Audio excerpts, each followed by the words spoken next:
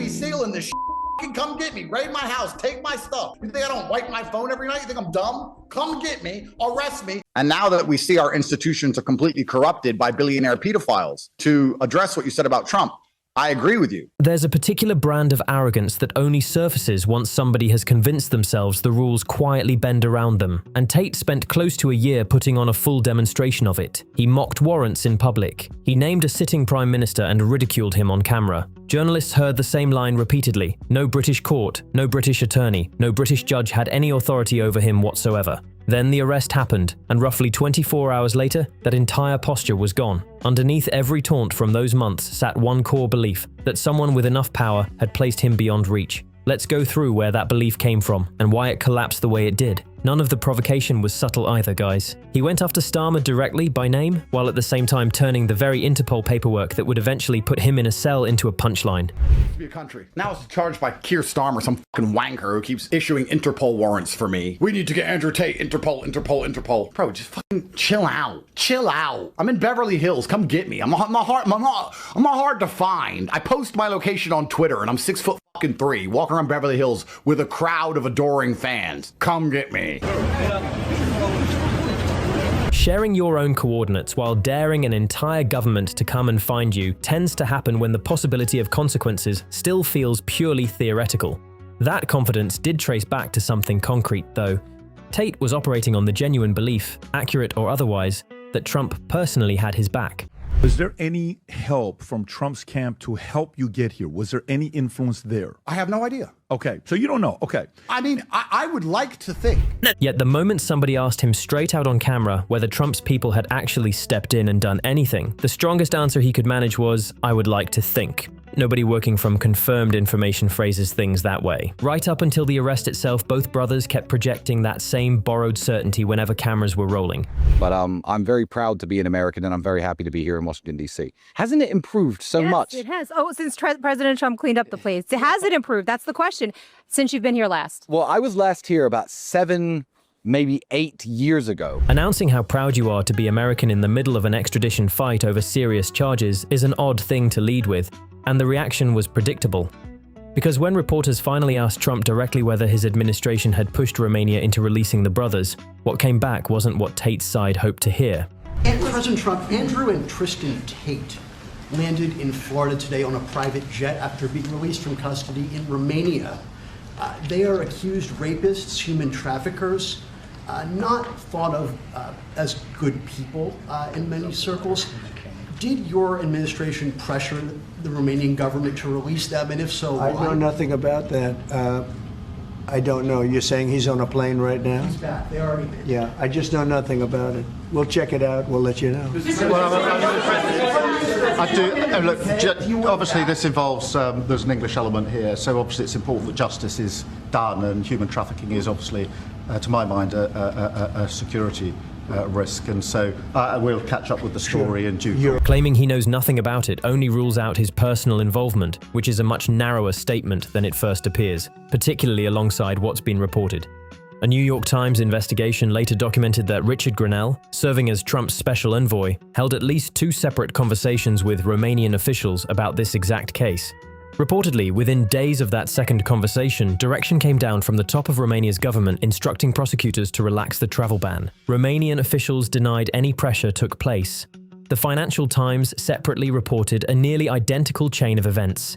Even Tate's own camp has been quietly floating a milder version of the same theory. Perspective. I'd like to be optimistic and believe that Donald Trump saw this garbage and maybe asked some questions. I like that idea, but I don't know. I had no confirmation. I have no idea. I don't know why. Tate himself, when somebody pushed him on it directly, couldn't commit to an actual answer either.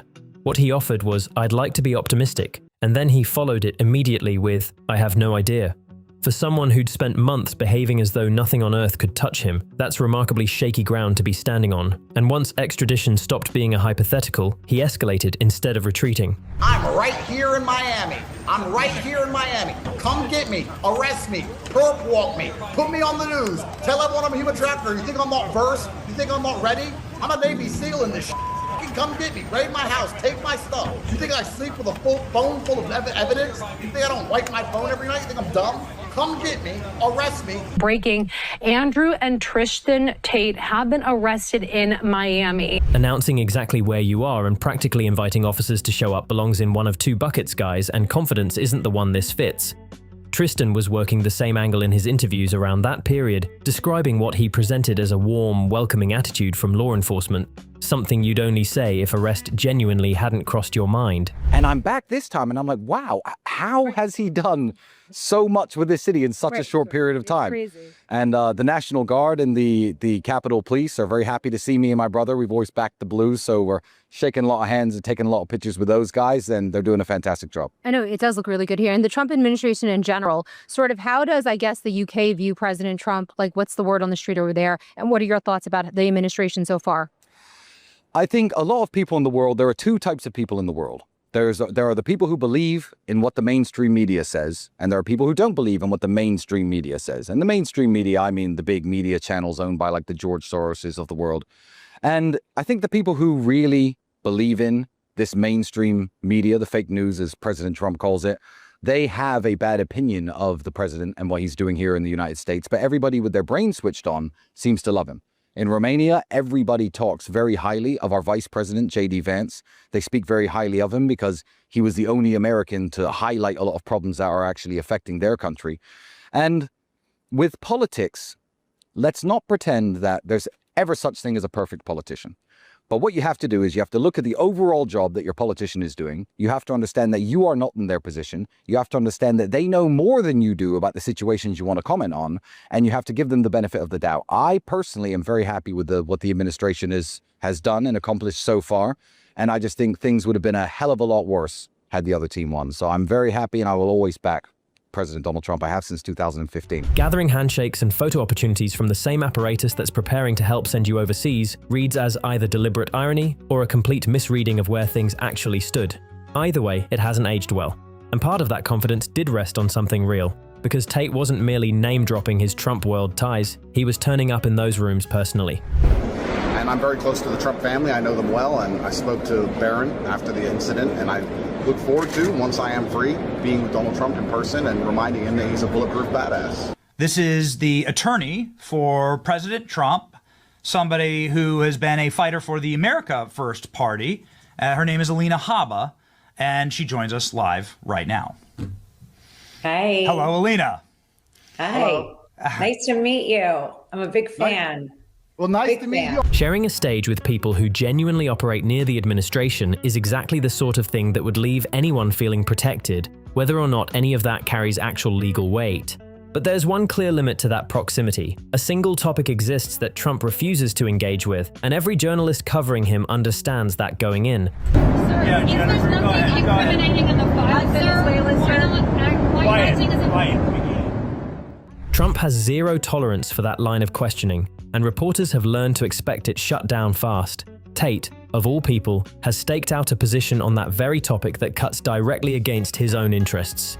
And myself, I'm in a lot of trouble with many charges from the British government for my speech, saying the things I say are completely unacceptable. But primarily, my message is challenging the blanket authority and the blanket narratives which are pushed by our institutions. And now that we see our institutions are completely corrupted by billionaire pedophiles, now we see our institutions have been completely overrun and they're operating in secret rooms and subverting the rule of law. I think that makes it even more important that people like myself continue to challenge authority and demand answers and demand transparency and not believe official narratives.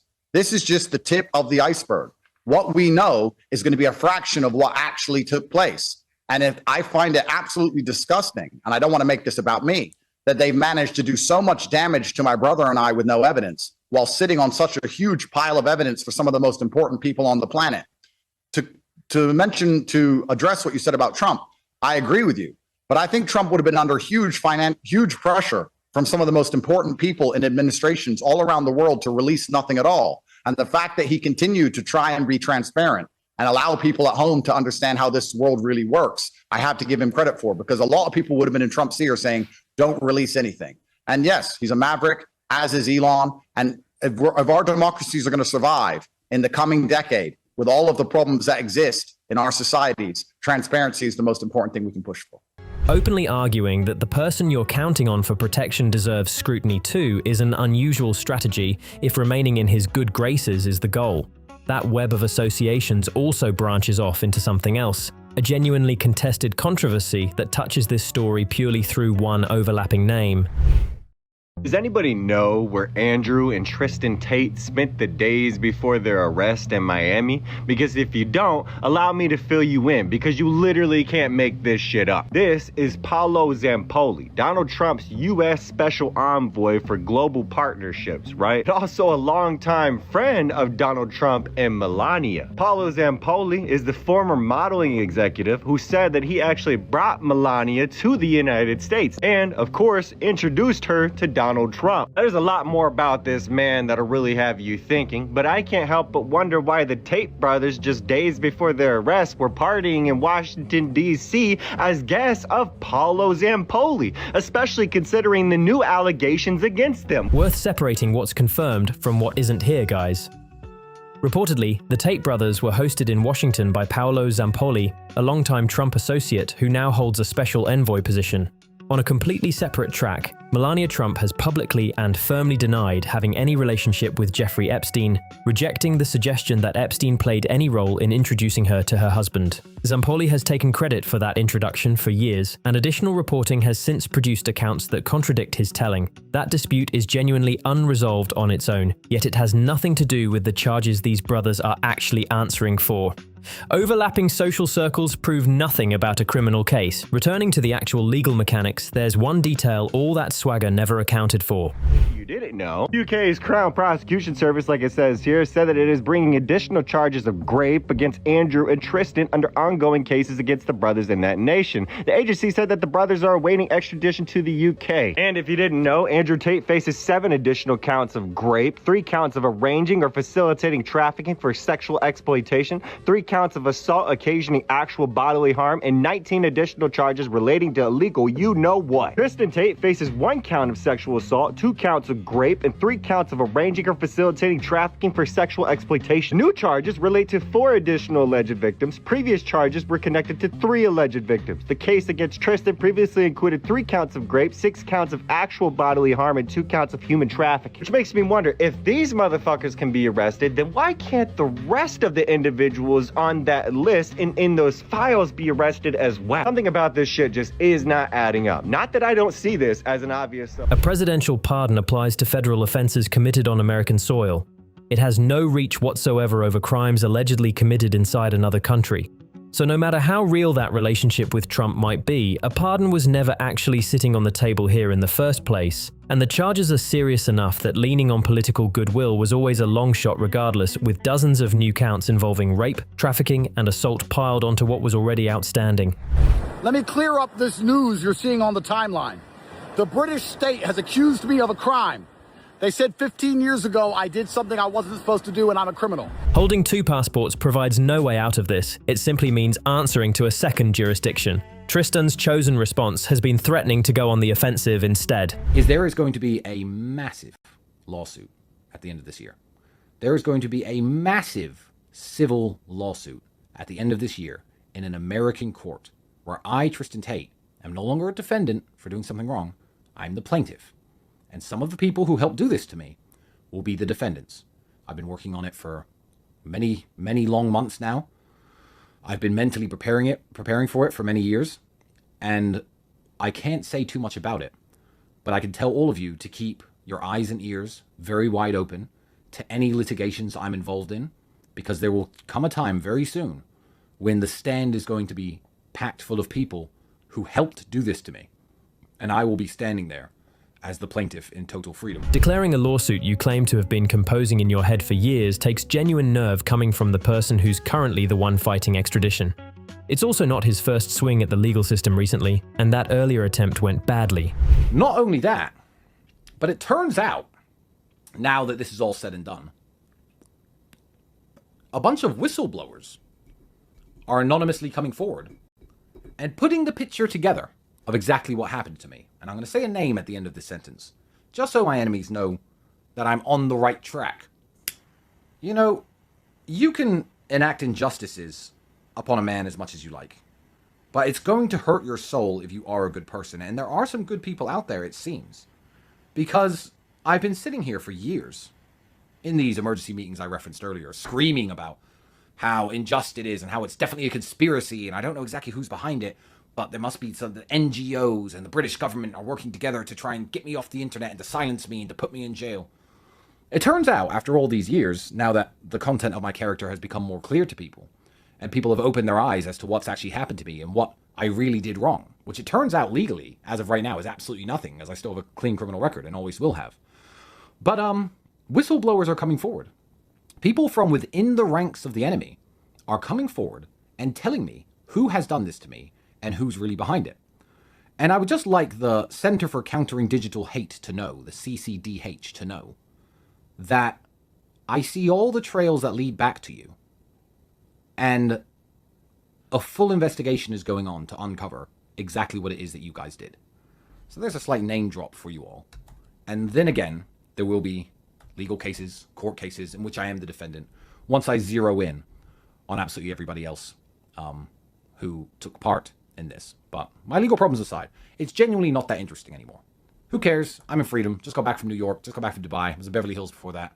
Do I really give a shit? Just months before this all kicked off, a federal judge dismissed the brothers' $50 million case against Meta over their 2022 ban, finding the platform legally shielded and not liable for taking them down. Hardly the track record you want heading into something far bigger. Once actual charges arrived, none of the public performance dialed back. If anything, he leaned harder into it. My message to the UK government is I'm not afraid of you. And I'm not afraid of the UK lawyers. I'm not afraid of the UK judge. I'm not afraid of any of it because I've done nothing wrong. And everybody knows I've done nothing wrong. And putting me in jail doesn't prove I've done anything wrong. And satisfying a few internet masturbating leftist haters doesn't prove I've done anything wrong. I know I've done nothing wrong. God knows I've done nothing wrong. So if I get free from here to avoid the Wizz Air flight, which would actually bother me, unlike jail, I will take my own private jet and I will fly directly into London. I'll walk into Scotland Yard and say, hello, motherfuckers, charge me. Or get fucked. Because I'm not living with this shit over my head for the rest of my life. And I'm not afraid of any of them. If you want to charge me, I'll see you in court. And if you want to put me in jail, that's fine. Because I know I've done nothing wrong, and every free-thinking person on the planet knows I've done nothing wrong. So I'm really not afraid of these people. So I would go straight to England to squash that. And when all of that's done, I'm going to move back to the greatest country on earth, USA, because the USA is finally back. After 4 long years, in fact, maybe a little bit longer, it felt like, of hell, where America was living under absolute tyranny. Going from months of relentless taunting straight into charge me then, the second it actually happens, is at least internally consistent with everything that came before it. Whether it's a smart play is a completely separate discussion.